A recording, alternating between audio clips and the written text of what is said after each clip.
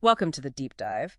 Today we're taking a closer look at personality disorders, or PDs. We're using the DSM-5-TR as our guide here. Right. The goal is really to understand what makes something a clinical disorder versus, just a personality quirk. Exactly. So these aren't just bad moods, they're deeply ingrained That's patterns. right. Ingrained maladaptive patterns of thinking, feeling, behaving, and they're stable, usually showing up by adolescence or early adulthood. Okay, stable and long-term.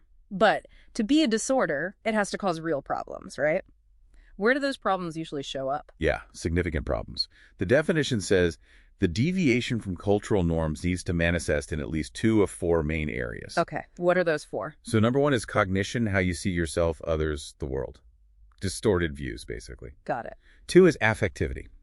Think emotional range and stability, maybe really intense or shallow or just unpredictable emotions. Mm-hmm. Three, interpersonal functioning. Relationships tend to be pretty chaotic or unstable. Makes sense. And the last one? Four is impulse control. So acting recklessly, maybe in self-damaging ways without really thinking it through, you need issues in at least two of these. But hang on, doesn't everyone get rigid sometimes or suspicious? Where's that line? How do you know it's actually a disorder? That's a really key question. It often comes down to this concept called egosyntonic. Egosyntonic. Okay, what does that mean in plain terms? It means that for the person with the disorder, their way of thinking, their traits, the rigidity, the suspicion, whatever it is, feels normal. Yeah. It feels like them. Justified, even necessary. So they don't see the trait itself as the problem? Precisely. The distress they experience, and they often do experience distress, usually comes from the consequences. Losing a job, relationships falling apart, social rejection. And they blame that on the outside world. Often, yes. They might think people just don't understand me, or the world's unfair. That lack of insight, that inability to see their own patterns as problematic, is a huge barrier to getting help. That makes treatment incredibly challenging, I imagine. It really does. Okay, so if insight is low, how do clinicians categorize these? I know there are clusters, right? A, B, and C. Yeah, the clusters are descriptive groupings. Cluster A is generally the odd-centric, groupthink, mistrust, detachment. Okay. Cluster B is the dramatic, emotional, or addict group. Impulsivity, emotional instability are hallmarks there. Right, like borderline PD. Exactly. And cluster C is the anxious, fearful group. Things like avoidance, dependency, control issues. These clusters seem helpful for grouping, but you mentioned the internal experience is key. Can you give an example? Sure. A great comparison is schizoid personality disorder from cluster A and avoidant personality disorder from cluster C. How so? What's the difference? Well, outwardly, both might look similar. Someone with either might be very socially isolated, not many friends, keeps to themselves. Okay, so similar behavior. But the reason, the internal why, is completely different. The person with schizoid PD generally prefers being alone. They're often indifferent to relationships. They don't really crave connection. They don't feel the need for it. Right.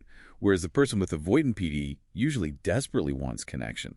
They crave relationships, but they're terrified of rejection, criticism, or embarrassment. Ah, so the fear paralyzes them even though they want the opposite. Exactly. Same outcome isolation, but driven by totally opposite internal motivations.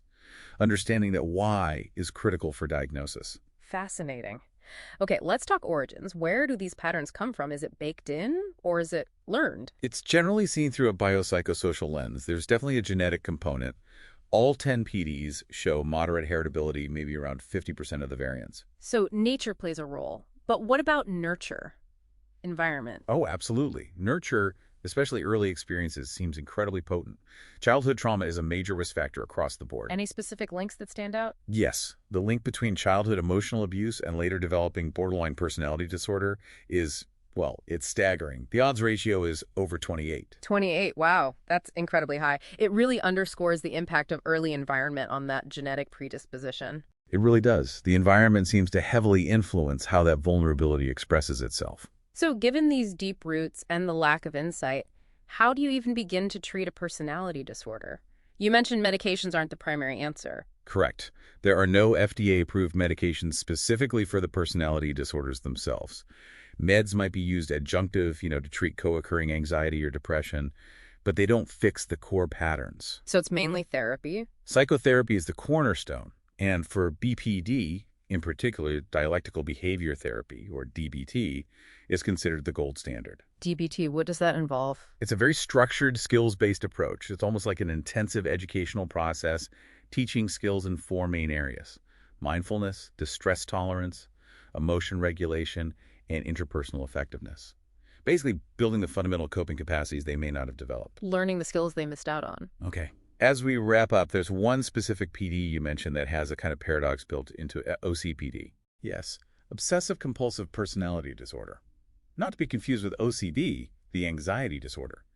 OCPD is a personality pattern. Right. What's the paradox? It ties back to that egosyntonic idea. The core traits of OCPD, extreme perfectionism, meticulousness, being devoted to work, needing control, rigidity, these are often highly valued in certain professions.